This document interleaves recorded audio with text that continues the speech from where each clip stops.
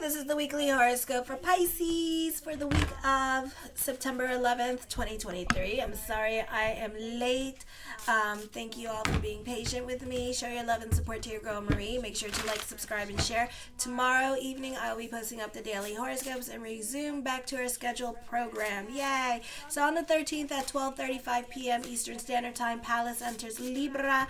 On the 13th at 7:22 p.m., Vesta enters Cancer. Then we have on the 14th at 9:40 p.m. the new moon in Virgo. Then on the 15th, 8:47 a.m., Ceres enters Scorpio. Then on the 15th at 4:21 p.m., Mercury goes direct, but it's not officially direct till the 28th, which means that we are going to still feel this Mercury retrograde energy till the 28th. Now, Neptune is semi-sextiling the North Node at this time. I would be careful here with the peer pressure or what you get yourself involved in at this time, because it may not be the best idea for some of you. This could be in getting yourself into just like scams. Like you could be talked into doing a scam by a Capricorn or an Aries with this energy here, so be careful with that. Just because you can get away with it doesn't mean you can, so I would be careful because you might get caught by a Scorpio. So try to keep everything on the up and up at this time here. Be careful with your generosity with this energy. For some of you, you could be over the top with your spending. It is a good time to deal with estate issues and for communicating with your landlord. You may be inclined to travel or write more than usual, and it doesn't necessarily mean like writing. It could be like journaling more. You could find like journaling is very easy and very meditative as well.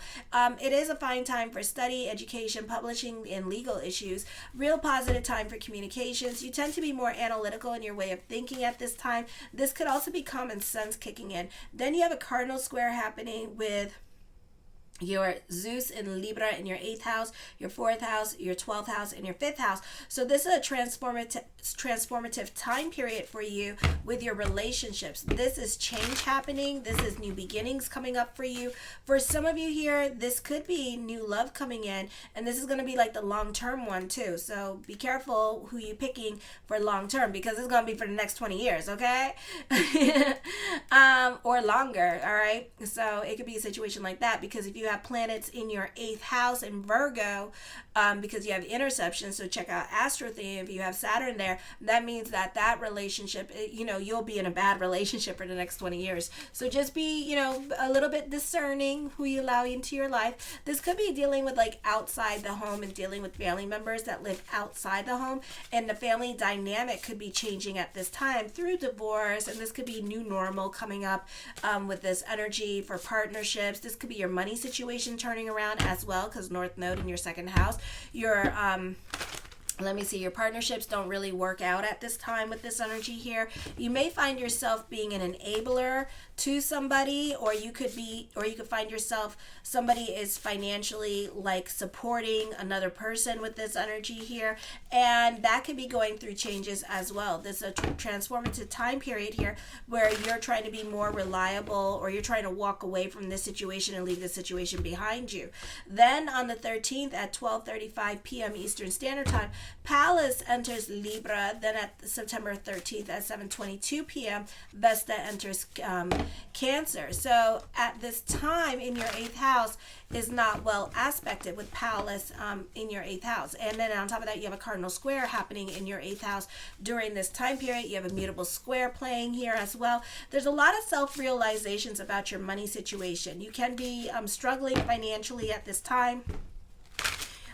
So you're forced to really think about like what is your desire, what is a want and a need, okay, and really start putting like being more selective with your spending with this energy here, and taking more responsibility when it comes to your financial situation. I feel like this could be you working more behind the scenes, quietly whittling away when it comes to certain problems, or handling details of certain thought patterns, like working on yourself at this time. I feel like for some of you here that this could be truth being revealed. Somebody could be using you at this time, or using something against you. So be careful with this energy here. This could be scandals coming up.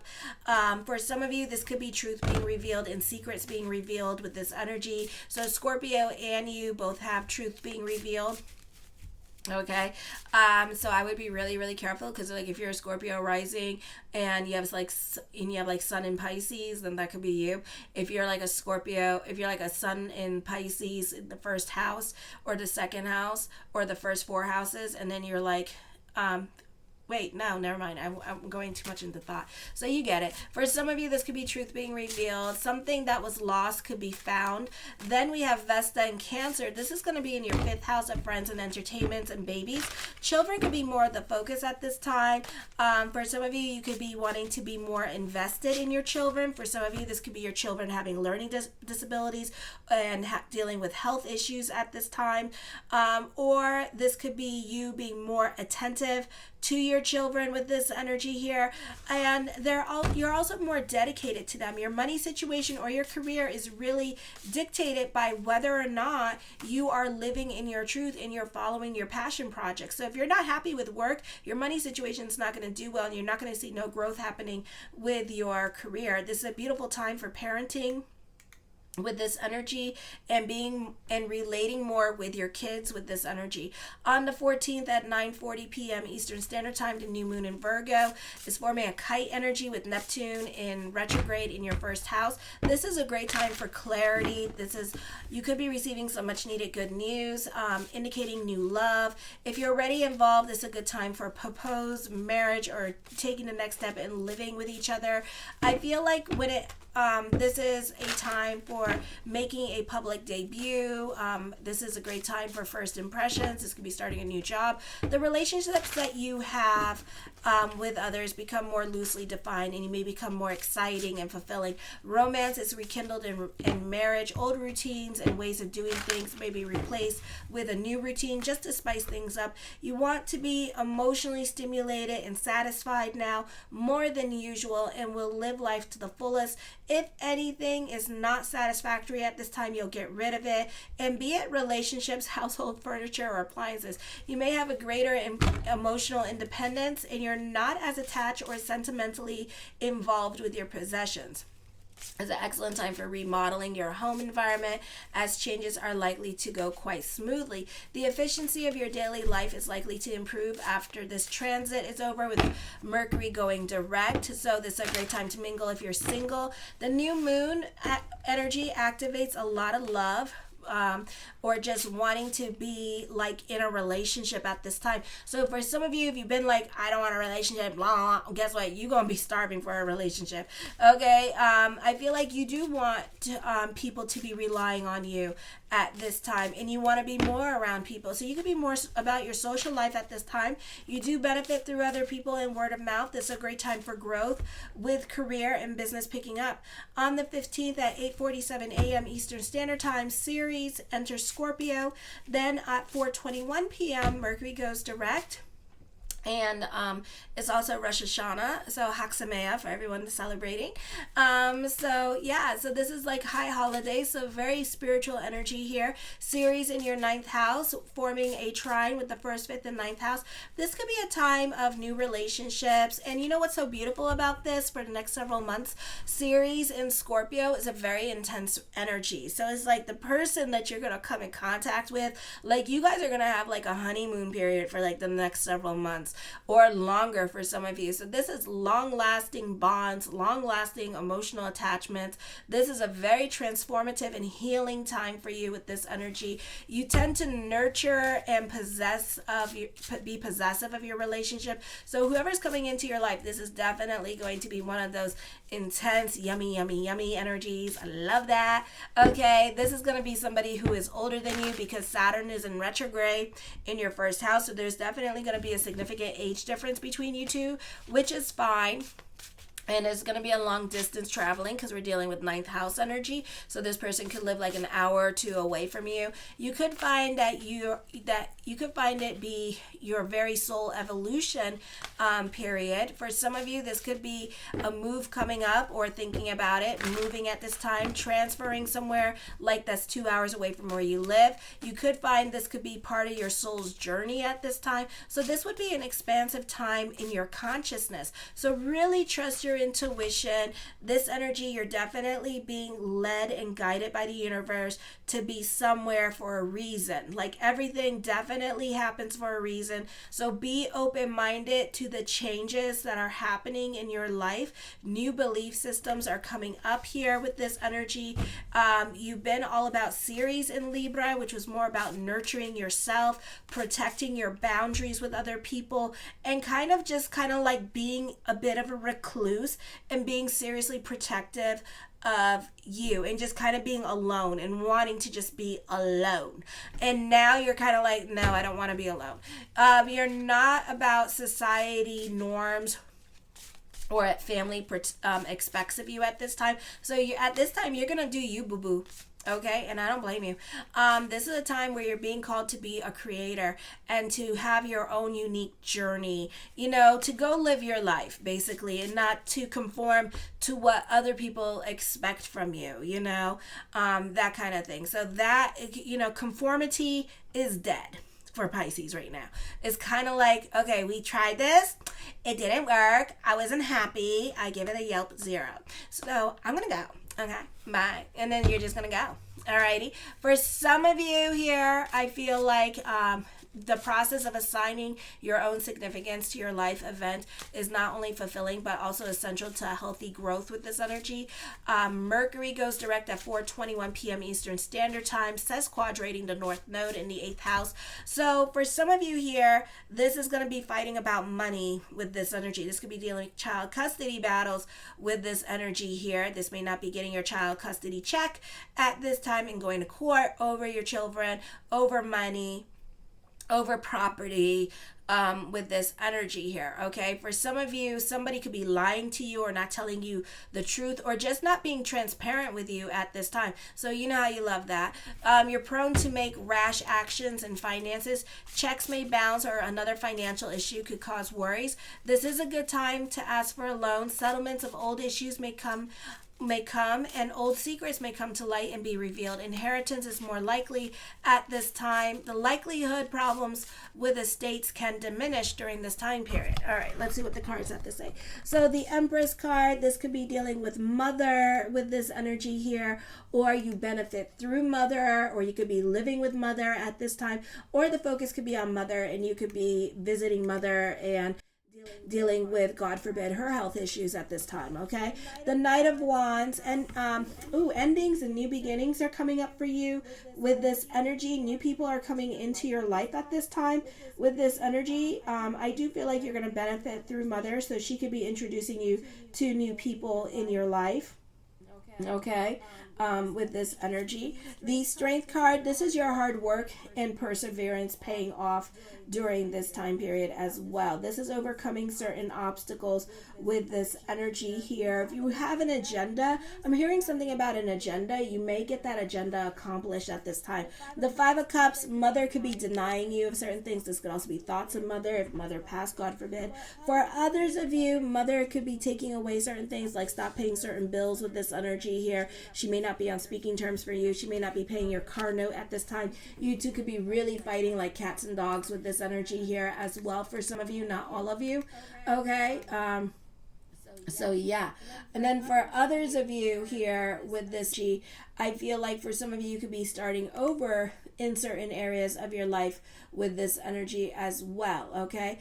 I do feel like for some of you, this is a time for new beginnings for some of you. You're really following your dreams and making your dreams into reality at this time. You could be starting over in certain areas of your life for some of you with this energy. This could be an aftermath of a conflict and like picking up the pieces and moving on from a situation. I feel like for some of you, you could be neglecting your own needs or somebody else's needs at this time. I feel like for others of you, you could be saving others in an attempt to save yourself with this energy here. Okay, the 10 of coins, you may prefer to be by yourself, but that's just for right now. I give this a couple weeks and you guys are going to be like, oh my God, when's love coming? I want love. All right, so you guys might be a little bit more aggressive when it comes to love.